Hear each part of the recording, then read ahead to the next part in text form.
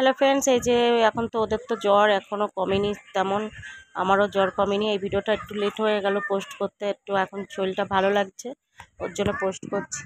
আর এই যে আমাদের ক্ষেতে এখন ধানের চাষ হচ্ছে, ওর জন্য ট্রাক্টর আসছে।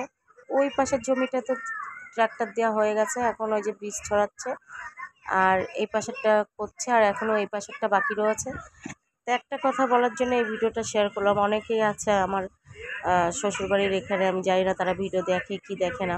একটা সদস্য আছে, একটা ফ্যামিলি, সেই ফ্যামিলিটা যেমন না প্রত্যেকটা কথা আমাকে বলে যে ভিখারির মেয়ে।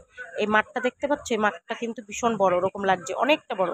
পিছনে মেশিন ঘরের এই যে কোনাটা দেখাচ্ছে, এদের বাড়িটা পর্যন্ত অতটা, কিন্তু এই মাঠটা অনেকটা এলাকা জুড়ে। এই মাঠটা আমার ঠাকুরদা কিনেছিল, আমাদের সব বাড়ির সদস্য আমরা অনেক ছেলে মেয়ে ছিলাম তো, আমাদের খেলা করার জন্য। তারপরে সরকার থেকে বলেছিল একটা স্পাউট, আমার ঠাকুরদা বললো, আমাদের ক্ষেত অনেক ছিল তো, তখন ওই স্পাউটটা আর কি বসানো হয়েছিল, তো এখন সরকারির হয়ে গেছে। তা এই যে একটাই কথা আমার বলার, আমি ভিখারির মেয়ে না, ঠিক আছে। আমার ঠাকুরদা যথেষ্ট, আমার ঠাকুরদা ছিল, এখন নেই, সব দান করে থুয়ে গেছে। যাই হোক, আর বাপের বাড়ি আসলে আমি যে বাঙর ধারে আসবো না এরকম তো হতে পারে না। তা বাঙর ধারে এসে এই যে একটুখানি ভিডিও তুললাম।